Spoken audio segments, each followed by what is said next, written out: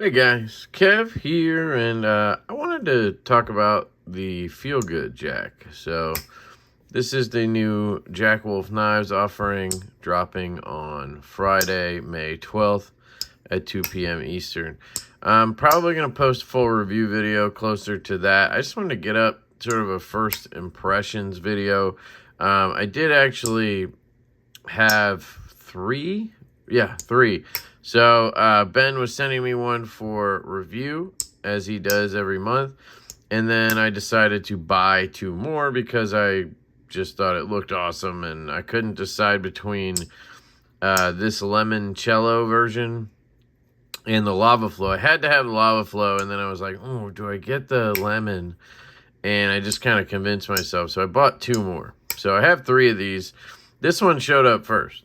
So I figure I could do sort of a first impressions with this one, and then we can kind of do a full review later with the other two, so I can show you all three, maybe. I don't know. It's really good, guys. I didn't do an unboxing because I had family over for dinner when this got here yesterday, and I just honestly wanted to get it out of the package and start carrying it. I always get kind of itchy around this time of the month because that's what she said. Because I know the next Jack Wolf's coming, and I just get excited for it. And it's something it's like a ritual at this point. I get it, and then I carry it for 2 weeks straight. The drop happens, and then, I might carry it a few more days, and then I kind of start feeding back in different slip joints, or mostly Jack Wolfs. The Kvist Vanish has been a mainstay lately, but mostly Jack Wolfs get in the rotation, and then we see how much do I love this model, because it might stay in my pocket, you know what I mean? Like the Venom just stayed in my pocket for a month, 2 months straight. The Low Drag was very similar. I still carry that as much as possible. I just can't carry the knives I want, the knives I love, as often as I should, because I like to review shit, and I have to carry stuff to do it. So anyway, I really like this. It's a doctor's knife pattern, I guess they call it.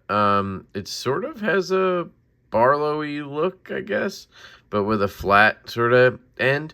So you have the sort of signature triple flutes from Ben. This is what he did on the Midnight Jack. And so I guess he's carrying that over here, and I love it. It's one of my favorite parts of the Midnight Jack. And it really is sort of a shrunken down, and not like lengthwise, but height-wise of the Midnight Jack. So here's the Midnight. I have this sick Northwoods slip. And yeah, this feels a lot bigger compared to it, but normally it doesn't compared to the other ones. It's kind of interesting to me. Let me just clean out my fingernail junk from in there, and you can see, I think they're essentially the same size. The Feel Good might have a touch of size on it, actually, which is interesting. So I think it's maybe slightly... I don't know, very negligible there. But you can see that in this height, it is thinner, because this is, a very thin pattern. And you can see that that translates over to the blade, which is very cool. Blade thickness looks the same stock-wise. Handle thickness looks very similar as well. You can see on the Midnight, you have that sort of coffin pattern at the end here, and the inlay goes all the way to the end, where on this one, you have the end cap, I think you would call it on this. Now, these have a specific function with that end cap, but anyway, there's a look at the Midnight Jack and kind of how it compares. Yeah, they're pretty much the same all around, except for the handle height this way, which is cool, because that's one of the things that people don't love about a sheep's foot like this is the blade tends to stick up like that. So having a thinner one Kind of makes sense to me. Midnight Jack is probably his most popular pattern. If you go back to last year, and you know what is on the secondary the most popular, I'd say it's that Purple Haze Midnight Jack. So anyway, this is a doctor's knife pattern, and that means it has this flat piece down here, along with, I guess, the thin nature of it. And doctors, back in the day, used to use that as a pill crusher. So they would, and then they'd slide the pill, crushed up pill into your drink, and then they'd usually, not usually, I don't know, but they'd also have versions of these knives with two blades. And the other blade would kind of open up, and it would be like a long spatula thing, basically. I've seen it in like westerns, you know, that's where I've seen it the most. And they can use it as like a tongue depressor. They can stir that tonic with it. They can, you know, do other shit. I don't know what you do with it, tongue depressor type thing, but that's kind of the idea behind why it's called a doctor's knife. So it didn't need to be anything robust or crazy. It's, you know, kind of the OG office carry, right? But long, slender handle, very box-like, but in a good way, you know. I really like it. The action on this guy is stellar. When I first opened it, it was a little tight, but that's been kind of the case lately. I don't know if they just over-tighten a little bit, or if they just, honestly, what I think happens is because it's a little bit tight, those washers wear in a lot quicker. And it just takes, you know, I don't know, an hour of fidgeting with it, maybe half a day, I don't know. And then you start getting that real nice jump. Now, it was hopping to half stop out of the box, but look at this. And then, whoop. That's where it needed to break in. This piece right here needed to break in. It was a little bit tight, and I'd kind of have to guide it to like here, and then it would pop down. Now it kind of just wants to go, right? And that's normal. You get break-in periods with knives, especially slip joints, and I like that, you know. I do need to re-oil this because I did a short or a reel on Instagram where I was cutting some fruit and cheese with it, and then I just rinsed it.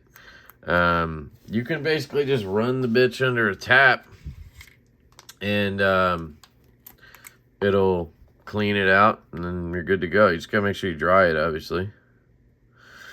So then I'll take this oil here, and I'll put a little bit there. Completely miss. Put a little bit there. Open that. Try to get right in here. Chuck that. And then grab a Jack Wolf cloth.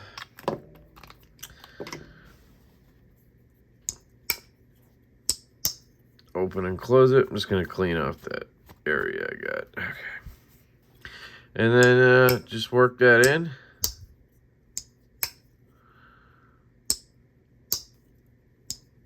And she's crispy. Absolutely love it. I mean, the limoncello camo carbon is gorgeous. So it's basically just yellow camo carbon. I did not think I would love that, but I do. Not a big yellow guy, but it just works on this. He did one, I think it was a Low Dragon yellow dark matter. That does not appeal to me, but this really does. Ergonomically, it's actually quite comfortable in the hand. It feels more thin, like, you know, like kind of like you're holding a pen instead of, you know, a traditional sort of knife handle. But it doesn't feel bad to me. I was cutting that fruit and cheese, and I was just kind of doing the pinch grip and slice, had no issues. He tried to do his best to knock corners down. I mean, you can see right here. You can see right here where it has chamfers, and they tried really hard to hit these corners down, but they are corners. So you're naturally just going to have a little bit of a corner there. Yeah, And so you do feel it a little bit in your hand. If you're holding it back like this, I can feel that back there. But, you know, if you were to grip it like this, you wouldn't, depending on your hand size. It didn't bother me, but I'm just saying it's there. You would notice it more, I think, when you're fidgeting, and it's just like the midnight where you just kind of learn where to place your hands. Because at first I was just doing this, right? And I was getting that corner like right here, and I was like, ow, you know? But you just learn. It takes 2 seconds to just do this. And then you rest it over. You rest it over and pop. And you have no issue. And it's not like some crazy thing I have to, like, you know, I can do it subconsciously at this point. And I have no issue. So the spring on this is nice and strong. I really enjoyed the spring on this. You could one-hand it if you really wanted to. I don't really like doing that too much. But there you go. You can pop it. And then you could drag it down. And there you go. But it's pretty stout. I mean, I would put it at, you know, it's closing in on an 8. You know, I think it's a 7.5, but it's closing in on an 8 because it's got it. It could also be the fact that it doesn't have the most robust handle.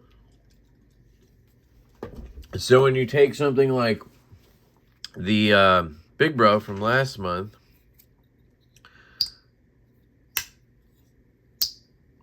well, no, this has a very snappy, has great acoustics, by the way.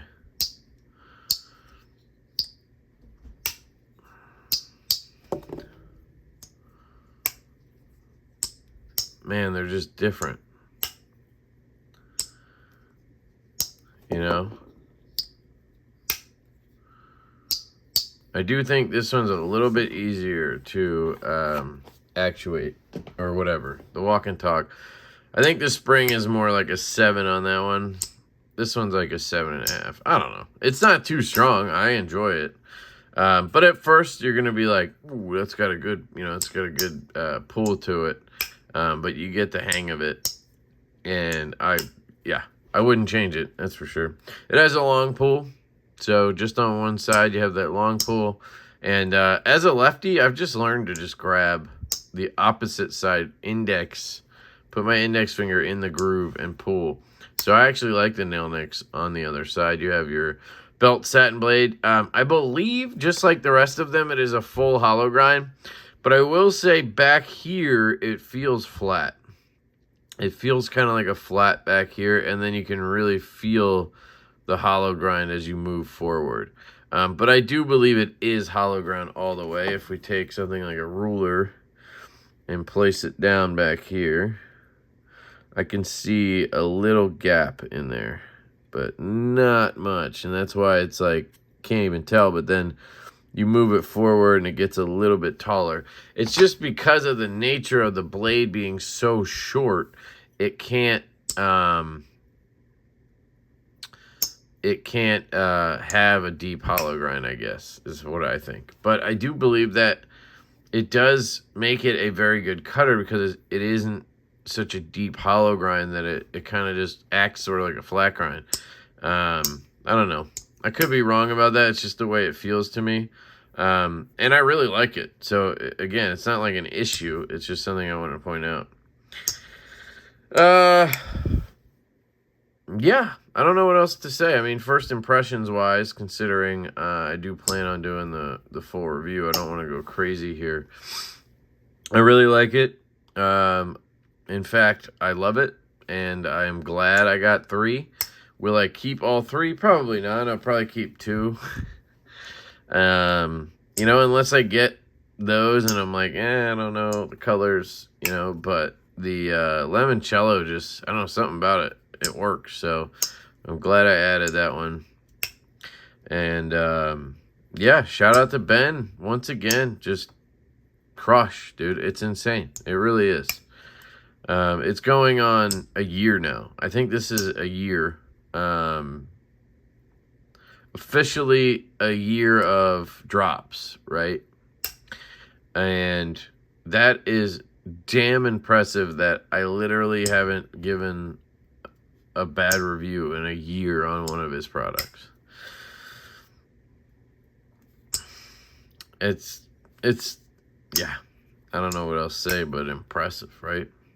Check your dealers, your favorite dealers. I have affiliate links down below to traditionalpocketknives.com, bluecreekknives.com, UrbanEDC, and Blade HQ. So if you guys want to support the channel, you can use the links to those places that sell these.